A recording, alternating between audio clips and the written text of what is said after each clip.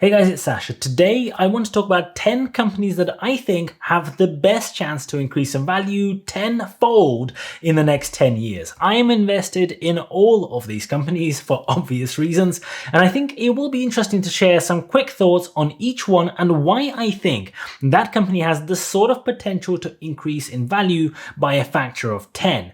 Growing in value by 10 times is pretty crazy in terms of investing returns, and not that many companies do it, but plenty of companies have done it. It does happen, and plenty of companies will continue doing it as well. If you do the maths, you only have to grow by 26% per year over a 10-year period in order to multiply by 10. And yes, 26% per year is very high when the market grows somewhere between 9 and 10% on average, but it does happen. And here's my view on the companies that I think could do it, that I am investing in. Just before we get to the list, here is the obligatory word of caution. I am just a random guy on YouTube. I do not own a crystal ball, and I am also not a financial advisor. I'm just here sharing my thoughts, so if you do need financial advice, please make sure you go and seek the help of a suitably qualified professional. All right, first on the list is Google, or Alphabet as the company is technically known. I am not sure I will ever switch to actually calling them Alphabet. Anyway, Google is a monster and is already the fourth biggest company in the world with a $2 trillion market cap. So some people might think this is an odd one to start with. Surely, if you're going for companies that will increase in value 10 times, you should probably look a little further down the list. Well, I would politely disagree. I actually think Google is still early on in their growth journey. I don't think we've seen anything yet. 20 years might seem like a very long time for us to be living with Google in our lives, for them to be doing their thing, but there are a lot of pointers out there indicating that we are still right at the beginning of the journey. Google actually did a 10x over the last 10 years as of the point at which I'm making this video, but here is where they are today looking forwards. They are in complete control, complete domination of the aggregation and distribution of information around the world. Just think of that for a second. Just think what that means and think of the power that that brings. They have wiped the floor with all other search engines, and there is now no competition. Yes, there are other search engines, I am aware, but if you are honest with yourselves, this is the place we're at. They also own YouTube, and that also has no competition. YouTube just happens to be the second biggest search engine in the world, by far the biggest and fastest growing video information platform out there. Then you have the Android system, you have Google Cloud, your email. The vast majority of global advertising also happens to run through, well, you guessed it, Google.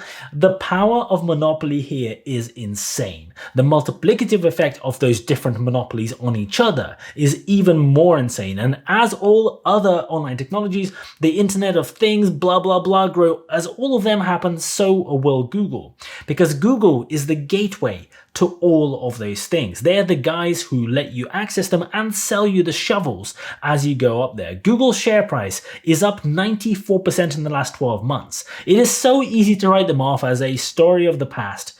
I actually think they're just getting started. Their revenues have grown 41% in Q3 compared to Q3 last year. Their net income grew by more than 50% year on year, and their PE multiple at the same time is 32, with that ridiculous level of growth, the same level of growth that other companies have, which would justify a completely different kind of valuation. Now, next up on my list is Tesla. Tesla has only just in the last few days joined the $1 trillion club, and it seems ridiculous to suggest that they could increase in size 10 times from here. I mean, the inevitable comments are going to pop up down there that will remind you that Tesla is already worth more than all the other car manufacturers combined, and their market share of EVs is only going to drop as all the competition that has been coming joins the party, and so it is obviously a losing game. And yet The arguments were exactly the same when BlackBerry, Nokia, and Motorola were, destroyed by Apple, and then Apple's share of the smartphone market completely collapsed from 100% when they launched the first iPhone to just a measly 14% that it is today. And that was so bad for their share price that it rose 50 times since that first iPhone announcement in 2007. All right, Tesla is doing something completely different to everybody else in the car space. They make margins that no other car manufacturer in the world can get even remotely close to. Their demand is exploding at the same time as every other car manufacturer is seeing one of the biggest ever declines in sales. They sell software that costs $10,000 that has not even been released yet, and guess what?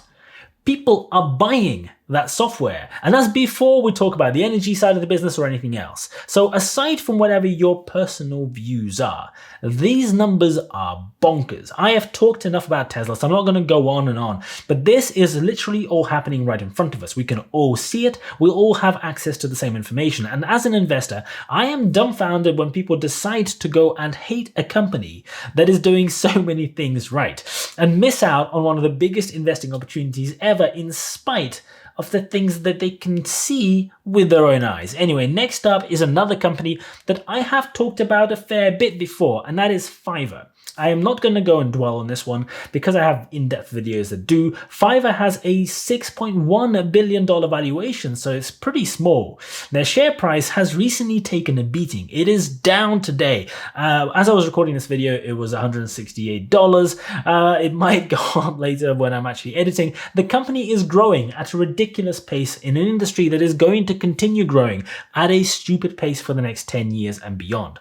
They let people access a workforce for a very cheap price with a very high element of ease. It is incredible what these guys, along with Upwork and some other people, are doing, but they are reinvesting everything that they earn into the business. And that is where the secret sauce is for Fiverr. They think about their business in a very different way to many others. The profitability of the business on a cohort basis is insane. They literally publish the numbers that show this, and I talk about that in some of the videos. And if you're an analyst who can't be bothered to do your job properly and actually understand what the numbers mean, you might just look at the high-level numbers and show that one quarterly loss after another is happening, and you won't see anything that's actually happening under the bonnet. And Fiverr will be that company where people will do a massive surprise face when the share price begins jumping at some crazy levels, when the profits eventually begin coming in, and people will be wondering, how could anyone possibly have seen it coming? Another one of my favorites is Lucid Motors, and this is one that's going to divide opinion. It's actually jumping massively today, so I'm not even going to know what the share price is because, I'm recording this video a couple of days before the official event associated with the very first car delivery. Why would any numpty invest in a company that has not sold a single car? It is horrifically overvalued, and the valuation is bonkers. It is $47 billion right now. Maybe it's going to be a bit higher by the time you're watching. But I've said a lot about Lucid recently, and I'm not going to go into more detail here. I will have other videos coming on that, but here is a little thought. Lucid is following in the footsteps of Tesla and is only the second EV manufacturer to get to a point of actually producing and delivering cars in the US and other Western countries. Following is 1,000,000 times easier than treading the path for the first time, which is what Tesla had to do. And do I think that in 10 years' time, Lucid, with all the advantages they have compared to when Tesla was first starting out, do I think in 10 years they can have a valuation that is less than half the valuation of Tesla today? Yeah, I do. Again, following is far easier than going in first. All right, next up is Square. Square has been very busy disrupting the world of payments and has recently made inroads with e-commerce and crypto as well. Their market cap at the moment is $118 billion. So they can become a 1 trillion company, says Sasha, right? Well, banks and many other financial institutions at the moment don't fare very well at all on valuations. But the great thing about Square's business model is that they are not trying to become yet another one of those. They are operating at the business end of things, the space, the business end, where money can actually be made within financial services. And they are constantly innovating all the way from, I don't know if you remember way back when they launched the card reader that connected to your phone through the headphone jack. Remember those headphone jacks? Well, the last few quarters, Square has been growing at 59%, 52%, 79%, and 91%. And the next results are coming out next week. Do I think they can continue on that trajectory? I would be massively surprised if they didn't. Even if they dropped to just 40% growth rates, just 40% growth rates. The PE ratio at the moment is 250, and that can easily fall all the way down to 20 or 30, and the company will still do a 10x in the next 10 years. All right, the next company on my 10 times list is Palantir. Most people seem to be confused by what Palantir do, and so they don't invest. But this is the world leader in systems that aggregate data from multiple different sources and allow company to make far better use of that data in a really simple way. The rate of growth in the company is insane. And it's not even the crazy annual revenue growth that is already sky high that I'm particularly excited by. I'm actually far more excited by how fast their contract size and duration numbers are growing. That is an indicator of how fast revenue will grow in the future because they have to first sign these contracts and then deliver against them. We know what the revenues in future years are already going to look like, and the rate of growth in that number is higher than their current rate of growth. So their market cap at the moment is $50 billion, and their annualized revenue from Q2 is $1.5 billion with a 76% gross margin. This is a monster stock that could do a heck of a lot more than 10 times in the next 10 years, and I have a funny feeling that they might get to that 10x marker a bit more quicker than that. Next up is another company that has recently taken a massive beating in their share price, Pinterest. I held a position in Pinterest actually until a point earlier this year, but the post-COVID optics made me make a short-term exit, and it sounds like maybe I was more right than I thought. However, my long-term view on the business has not really changed. This is a completely unique search engine with a completely unique business model that is only just getting started. Their market cap is $29 billion, and they are growing insanely fast. In a recent quarterly report, the number of active users in the US dropped in the data, and investors completely lost their marbles, and the share price tanked. They took that one number and decided that that was the only number that mattered. All the amazing other numbers in that same report were basically ignored. I found it funny because the total user base still grew, and the annual comparison was comparing Q2 this year to Q2 last year. You know, that quarter when the whole world was sitting at home in lockdown, using things like Pinterest. Pinterest is unique. It is the world's third biggest search engine after Google and YouTube. The reality is that they are the only really noticeable search engine out there other than Google, precisely because of how unique it is. And that uniqueness also means that they have insane potential to monetize the platform that is not available to other platforms like it. This is why I think they have only just started scratching the surface of what is possible. Their main demographic also, this is really important, has very high disposable income, very heavily based in the US and Western countries. There is just so much to love about the optics here, and I know that I will be buying back into Pinterest before long. We shall come to that in a few weeks. And now let's talk about Twitter, because Twitter has had all kinds of issues recently. A huge investor court case, results that some analysts didn't like, the whole Trump controversy. It just doesn't end. But here is the reality. Twitter has already become a monopoly for current events. And by current events, I mean anything and everything that is happening right now. They are unique in having captured that space and dominated it and killed off every attempt at trying to compete with them. Every news platform and every social media company out there has already conceded the fight. Everyone just cites Twitter. Everyone just pastes those Twitter widgets into their content. Twitter is still very early on in figuring out how to monetize the platform, but they are incredibly fast, incredibly nimble, and incredibly effective. Do you remember how somebody tried to do a startup social media where people could talk in spaces? Yeah, what happened to that? The ad placement and money-making features are still so basic for Twitter and so rudimentary.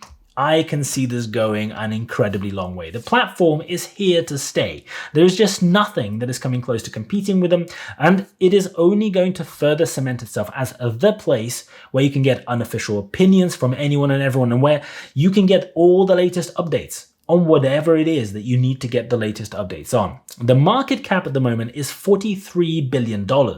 They have settled the lawsuit last quarter, and I frankly think that from here on out, there is only one real direction in which that stock is going over the next 10 years. All right, the next one is one that you probably didn't have on your shortlist, and I'm going to throw it in there, and that company is going to be Intuit. If you didn't know who they are, Intuit provide accounting software for companies to use to manage their finances. QuickBooks, if you heard of that, is an Intuit product. Now, Intuit is already very highly valued. Their market cap is $169 billion, which is a lot. So it would take a lot for them to become a $1.7 trillion company, because at the moment, that is pretty much where the biggest companies in the world are. The company made less than $10 billion in revenue over the last year, so some would say that they are already overvalued, but growth at the moment is not even that high. It is not helping them. They are only just posting about 25% per year. But I think if you look at some of the qualitative elements, plus their positioning amongst their peers, the world of work is changing so fast, and Intuit is in a prime position to sell them shovels. Small companies working with bigger companies, one-man companies, contractors, outsourcing to different parts of the world, all of that is already exploding, and it's only going to continue to explode over the next decade. The age of companies who have hundreds of thousands of workers, whether or not those workers are actually needed or not, is over. We are still going to have some of them, but you don't have to do that to become really big and really successful now. The internet has only properly been around for 20 years. The next 10 are not going to slow down that pace of change. And Intuit are one of those guys who are sitting there waiting for the people to set up those small businesses, waiting to start working on that contract basis, ready to offer their software for, a very reasonable monthly fee that pays them a load of money. The company operates across the whole world pretty much and has a phenomenal proposition that goes much further than most. I actually think this one could be very interesting to watch because they are very much flying below the radar. And now let's talk about Shopify. Shopify is a platform that lets anyone with zero technical knowledge go and just set up an e-commerce business online from scratch in no time. Business for Shopify has been booming, to put it mildly. Revenue is up 46% year on year, and the gross margin for the business is 54%. And the share price seems to be bouncing back up now after it dropped for seemingly no apparent reason after they published some pretty good results. Shopify have already grown by more than 10 times in the last 4 years, and I wouldn't put it past them to do that again within the next decade. Remember, 10 times in the last 4 years, can they do it again in 10? If you found this list interesting, please don't forget to smash the like button for the YouTube algorithm. Thank you so much for watching, I really appreciate it, and as always, I'll see you guys later.